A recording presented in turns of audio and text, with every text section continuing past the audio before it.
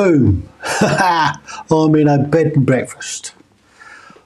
Just the next village along from Ypres, or Wipers, whichever way you want to call it. And I'm here to go and have a look at the ceremony this evening at the Menem Gate. Now, let's bring you up to speed with what's been going on. So you're here because there's nothing on the telly. And if you're here, give us a thumbs up. Give us a smash the like button. I'm not coming to you from the old Heale Manor. I'm coming to you live from Wipers. Now you'll notice that one is suffering from helmet hair. I can't do a thing with it. This is over 3 weeks of wearing a helmet every day. It's done this to me. Look at the bonnet. Who'd you get in touch with?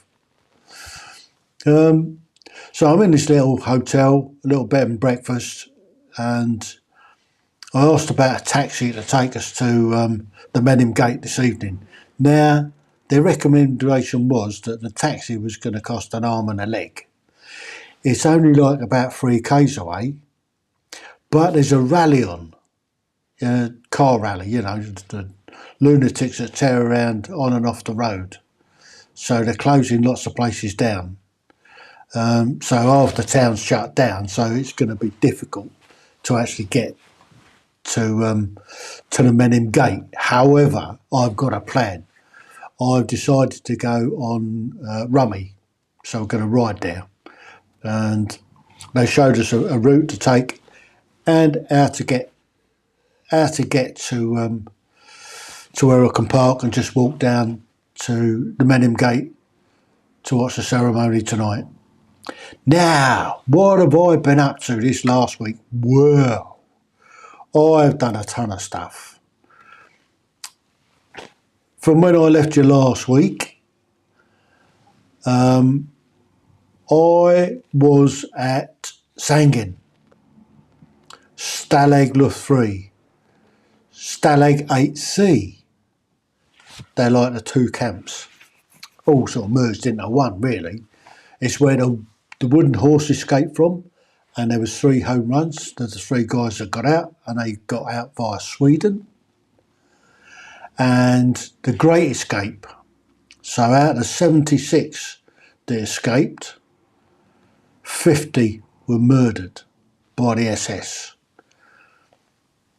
3 managed to get home, and the rest were returned to some to Sangin, others to different camps. So I've got a really, really good video coming of that. I went to see Harry. I visited where the main camp was. I got slightly lost, directionally challenged. I found the piece where the wooden horse was done, where that escaped. So that was, and a look around the museum and the reconstruction of Hut 104, which is where Harry went out of. Sangin was brilliant. I'll tell you that for now. It was really good. If you get the opportunity, go. It's worth a butcher's, really is. Then I headed for Berlin.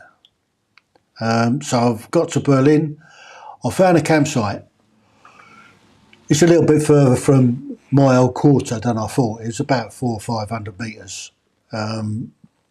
But I did go to my old quarter. I did knock on the door and say hello. I used to live here. There's a little family living there now. German family with kids. That street hasn't changed much. The trees have grown up a little bit, but the quarters look the same. But everything else around there is different. There's new houses being built and all sorts. So it was, Berlin was quite confusing.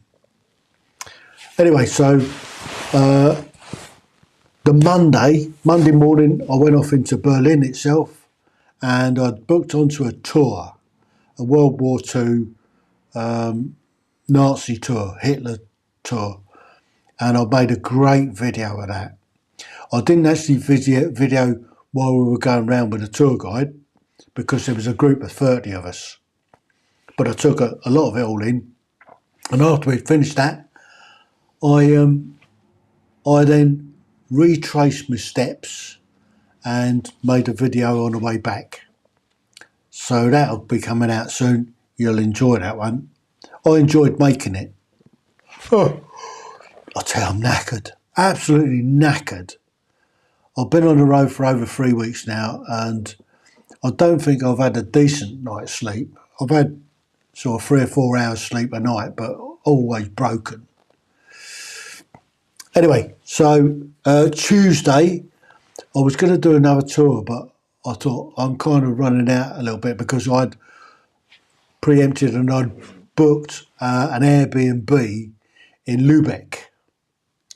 And my thinking was get up to Lubeck, have a chat with the owner of the B&B or the Airbnb to see if I could get an extra night. Now, there was method in the madness there. What I wanted to do was, the whole point of going to Lubeck was it's a jump-off place to get up to Copenhagen. And the only reason I wanted to go to Copenhagen this time was to visit the Danish Resistance Museum, which only opened about 4 years ago. So the last time I was in Copenhagen, it wasn't open.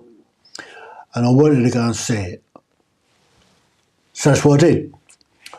I got an extra night in this Airbnb, although I had to change rooms and leave all my bags stowed downstairs out of the way.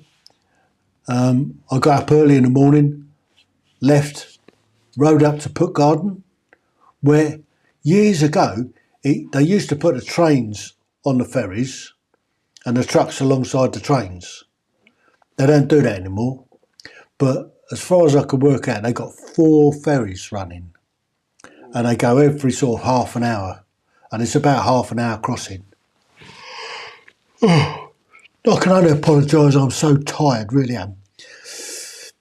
So the crossing was simple.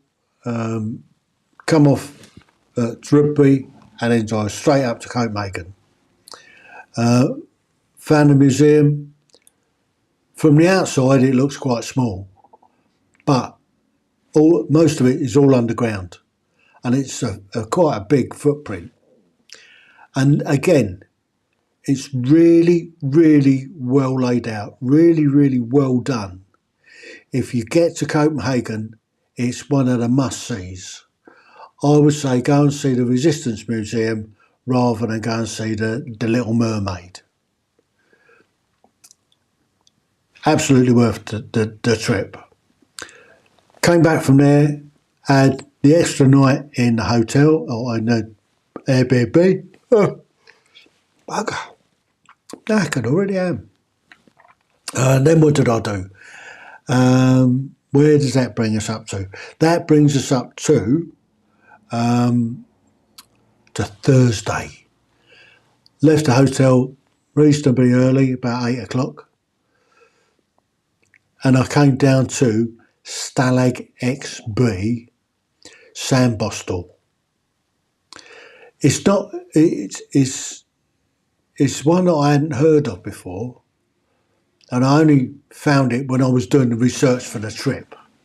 Now this particular concentration camp, it actually, over the period it was open from 1938 through to 1945, had around about 300,000 prisoners go through it. Out of that 300,000, there was about 9,000 Merchant Navy and Royal Navy personnel that was kept there. Now, it's mainly a work camp. There was Russians there. They didn't treat them well at all. And there was about 20 other different nations there. and they're all set out on work parties. And you'll see it in the video. I'll give the actual numbers of how many prison staff there were and all the rest of it. And that was a really good museum. I enjoyed it a lot. After that,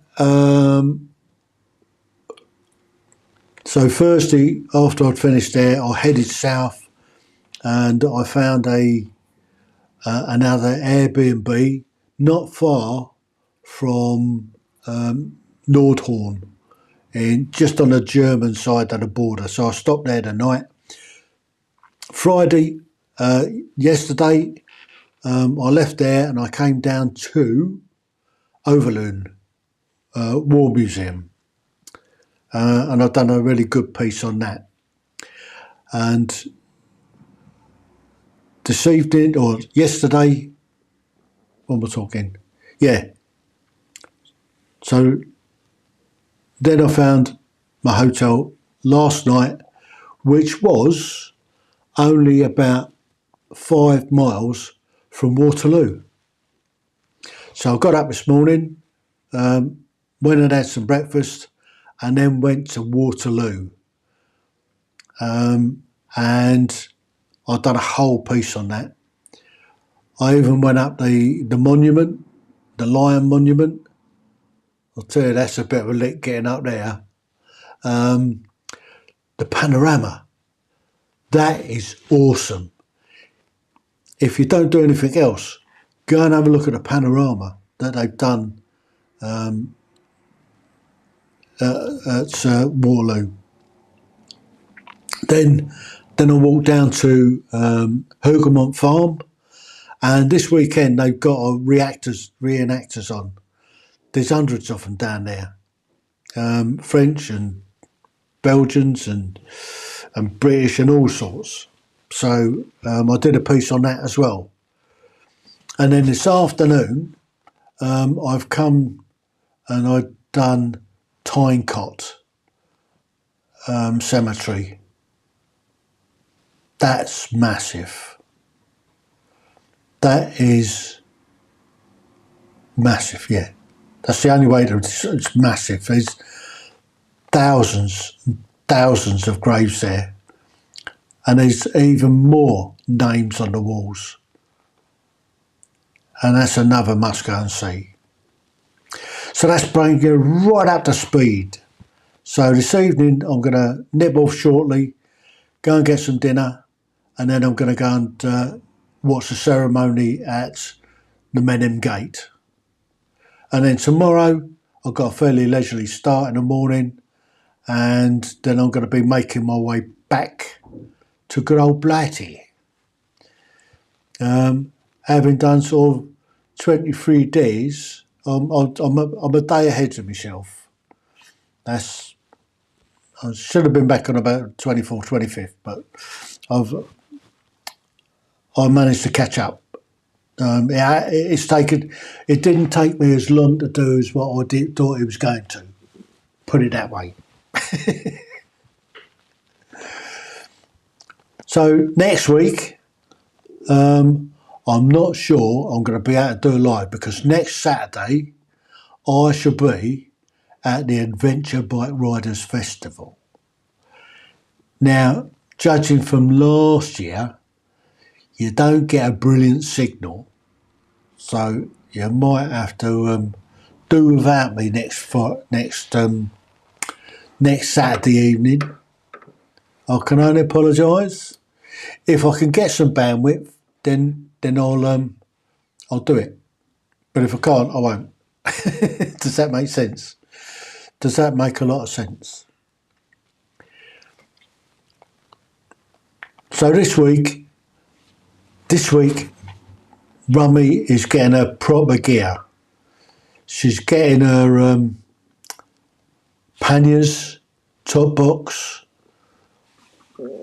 sump guard and engine bars, hopefully a taller screen, and with a bit of luck, heated grips as well, to make her even more usable. If you've not seen it, I did a full review on it while I was in Berlin and put it up last week. Go and have a look. It's a bit of an eye-opener. There's a few things I don't like about the bike, and there's a lot of things I do. So when I get to the Adventure Bike Riders Festival, I might just do an update once I've got all the new bits of stuff on her. That's all I'm going to say for now. Once I've got all the stuff on her, I shall give it one of those. I'll give you an update on exactly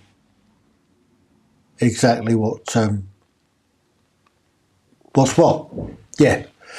So I'll have a much better idea of how to A-load the bike, get rid of these horrible doobie what's it thing was, these soft panniers, which are almost totally wrecked now.